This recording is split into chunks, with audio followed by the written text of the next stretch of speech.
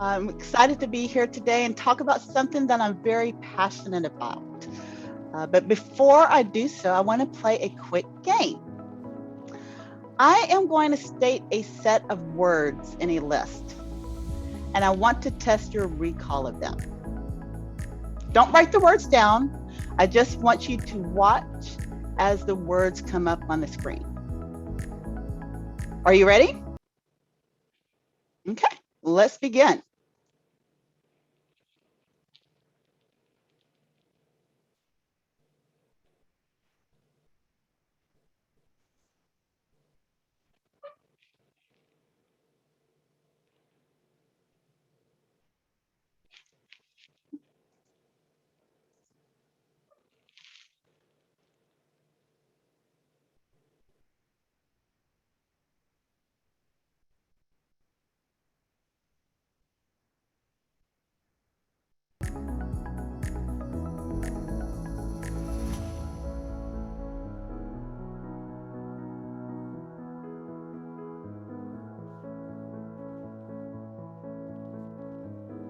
You are probably wondering why in the world we are playing this game, but I promise that there is a point, and it is connected with captivating an audience. In the chat, tell me what words you remember without looking at what other people are writing. And I'll give you a few seconds to do this.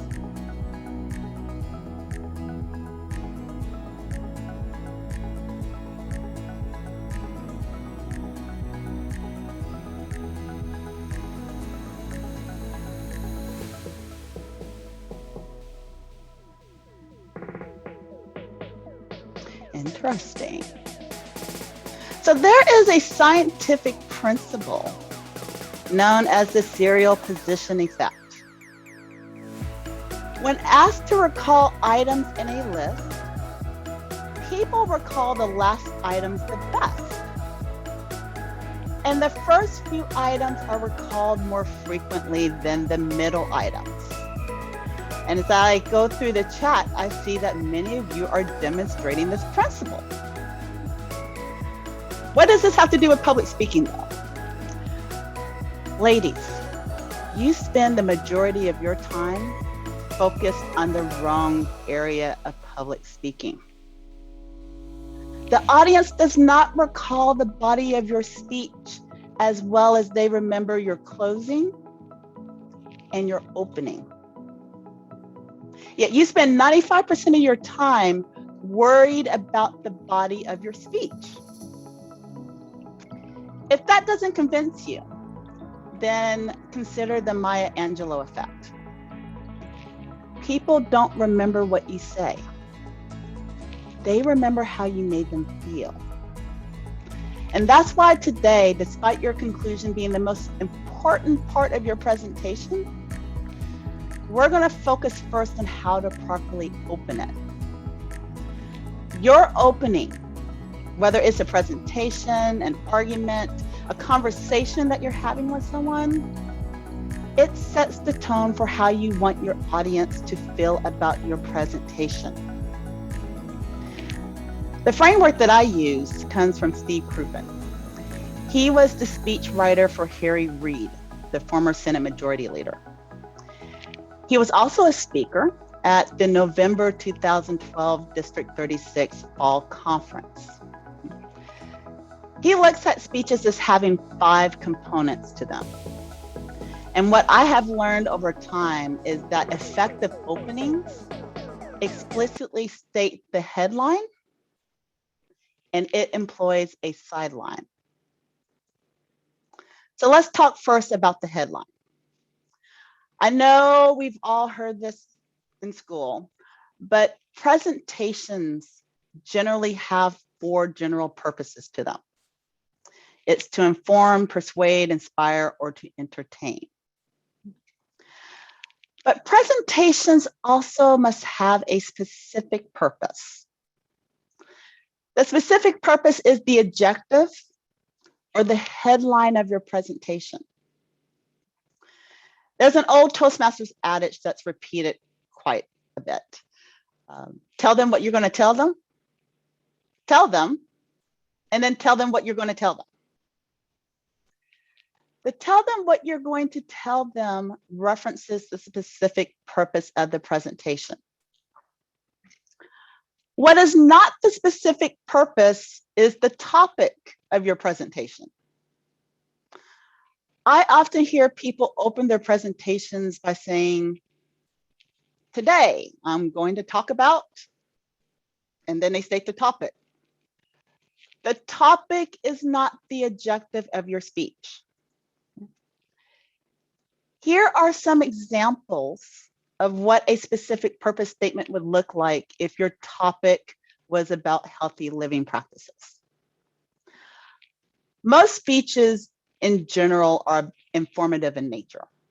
So if you wanted to educate your audience about something, a specific purpose statement could be how to incorporate more vegetables into your daily meals.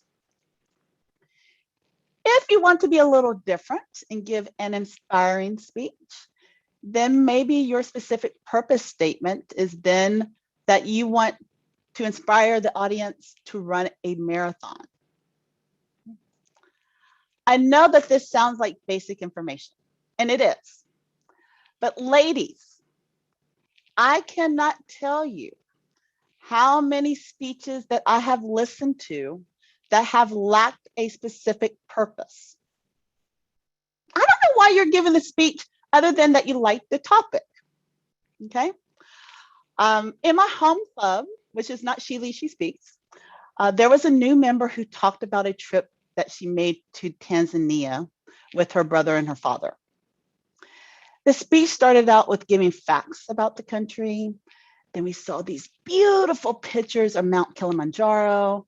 And then finally, she wrapped it up with a dramatic story of how she and her brother rushed down the mountain to meet their ill father who had suffered altitude sickness.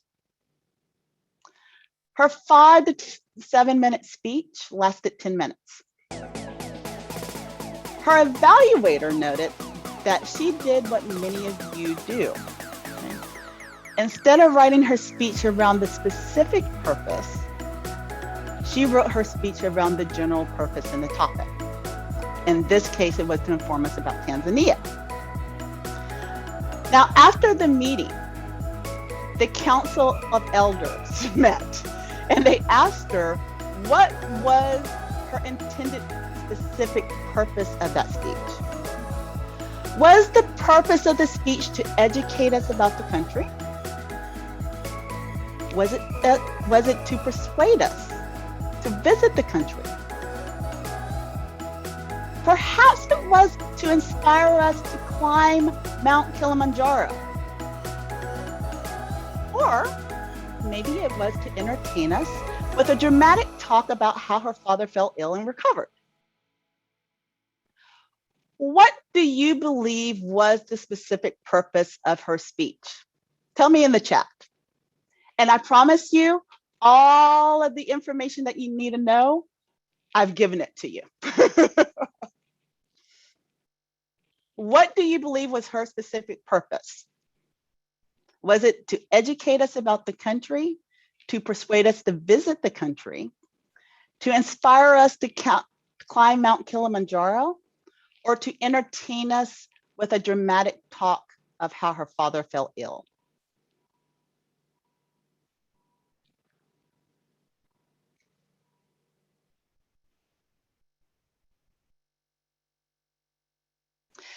The responses that I'm seeing in the chat were also the responses that people had at that club meeting.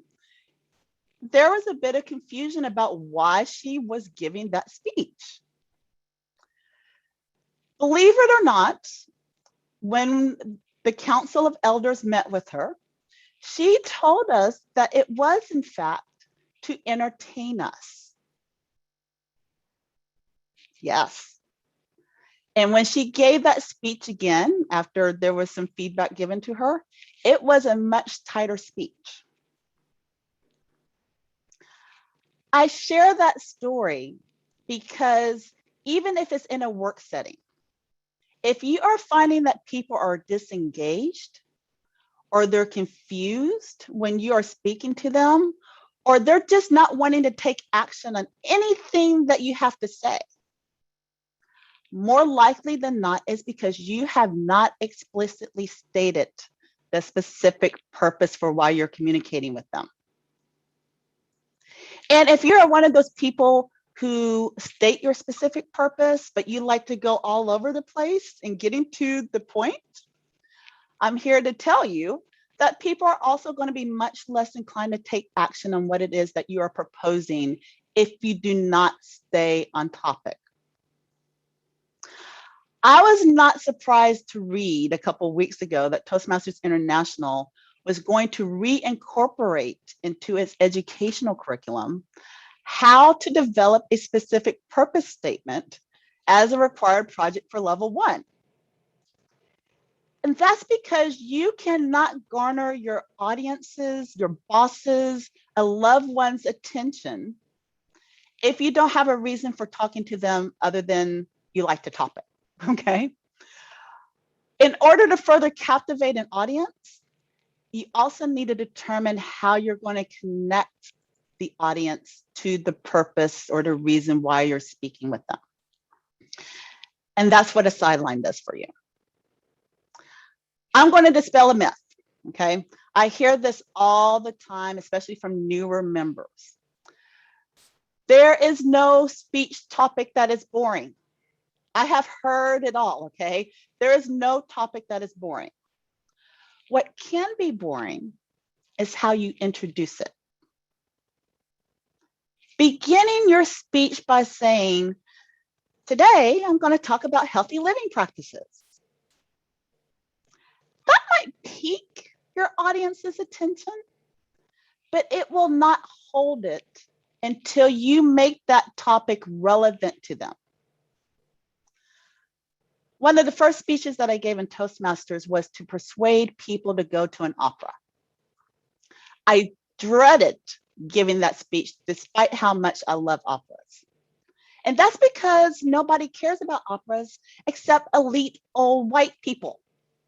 And my audience at the time did not fit that stereotype.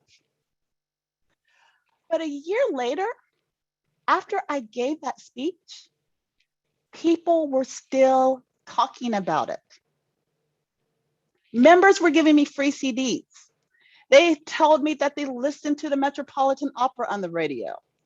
They were giving me heads up about upcoming productions at the Kennedy Center. One person, I actually ran into him 2 weeks ago at the opera in the outfield. He is a millennial Muslim man. And we were reconnecting after some time because he's left my organization. And he actually told me that he went to his first opera because of that speech that I gave over a decade ago.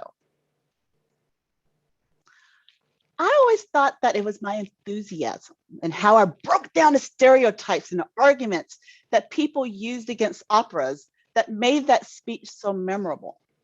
And it may have been, but Steve Crouppen showed me otherwise.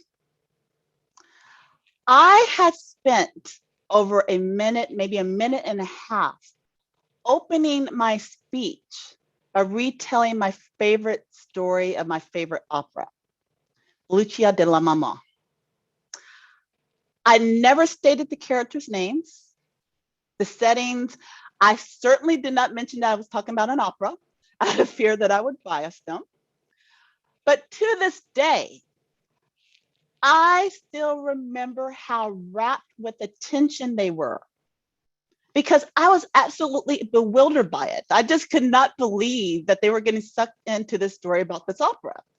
But they were legitimately entranced by the story. And when I told them what it was, they were hooked before I even got to dispel any of the myths. I didn't realize it, but I had used a very popular sideline device to connect the audience to the purpose of my story. And there are 13 other ways that you can connect with an audience on any boring topic that you might want to discuss. I remember from my home club that there was a member who used a prop. He rode into the high school's drama classroom on his mountain bike to discuss his love for mountain biking. There was another member who was a security professional, and she used the holiday season, a shared experience, to discuss how to protect yourself when shopping online. For this presentation today, I used several sidelines, right? I opened it up with a demonstration, a startling statement, I made a fact, and I also expressed a quote. If you recall any of the speeches today, Ellen opened up with a question. Jennifer began with a startling statement, and Tony did something that is unusual for most speeches, which is that she opened it up with more of descriptive language around metaphors and similes. That is how you want to garner your audience's attention. Okay. Let's go through another example. Several years ago, I gave a persuasive speech about why people should take a CPR class. Using Steve Krupin's speech writing model, you can see the completed framework and the opening to that speech. I started out with a question to the audience. I followed it up with a stat. And then before I introduced my headline or the purpose of the speech, I made another stat. I've also given you over the next two slides, and yes, I will be giving this presentation out to the members and to any of the guests who would like it. I've given examples of other speeches in their openings as well. There was a speech that I made about becoming a vegan for 14 days. I also gave one that some of you might recall, which was my bourbon speech. It's not marked up, but you get to analyze it. These openings may seem innocuous, but with a little vocal variety, they were among the best recalled speeches that I've given. I would encourage you that before you get into the body of your presentation, you should invest at minimum 30 to 60 seconds for every 5 minutes of presentation on the opening. One homework assignment that I have for you is to watch Mike Carr's winning speech from the 2020 World Championship at Public Speaking. He spent half his speech on a story. That was his opening, before he even began to introduce his headline. And that is the reason why he won that year.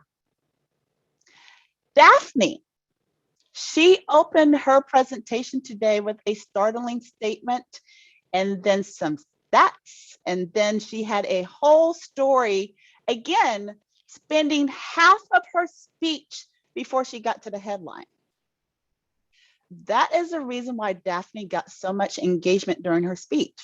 She spent time connecting to the audience before she shared the purpose and her vision for her HBL project. That is an effective way to open. So, with all that said, if you feel that your audience is not engaged with what you have to say, that your boss doesn't seem to care about an issue that you've been raising with him 18 million times, examine your headline and the effectiveness of your alignment of your sideline to your headline. Also, instead of spending 95% of your time on the body, spend 95% of your time on the opening and the conclusion, which I will talk about another time if our VPE gives me the opportunity to do so. If you do those two things, you will discover a much different response to what people have to say and how they feel about your presentations. People will remember how you made them feel and then take action on that feeling. I have 2 more homework assignments. Ladies, ladies, okay? Please meet with your mentors on your speeches before you give them. I can tell if you have or if you haven't.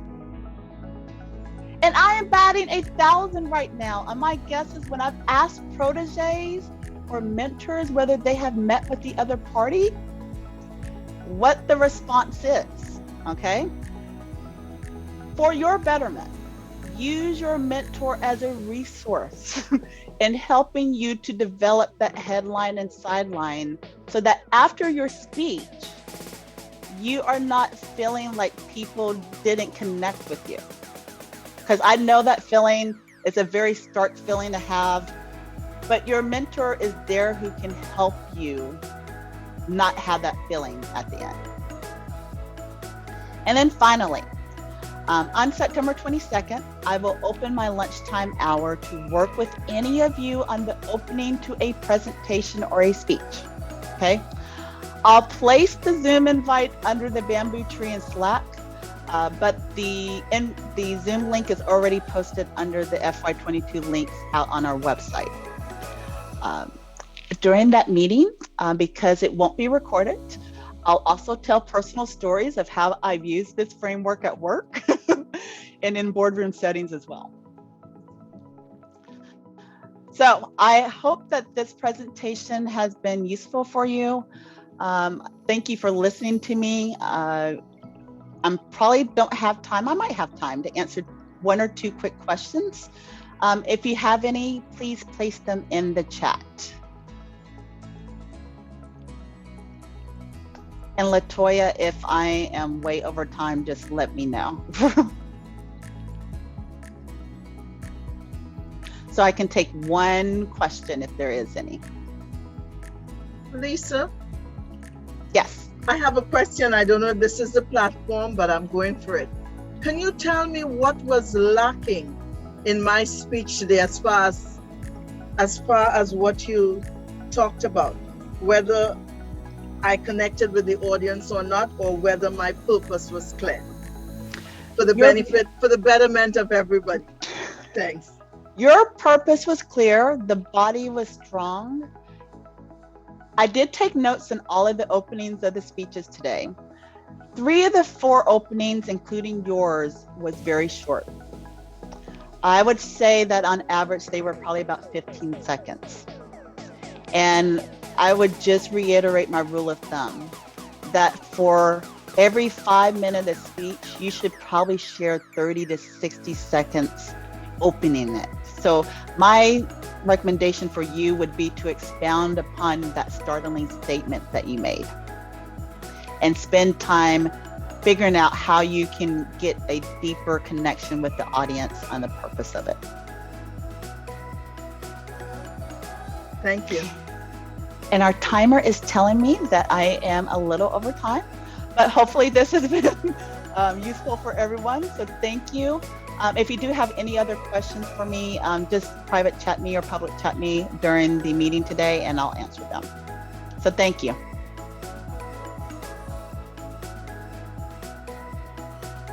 Great.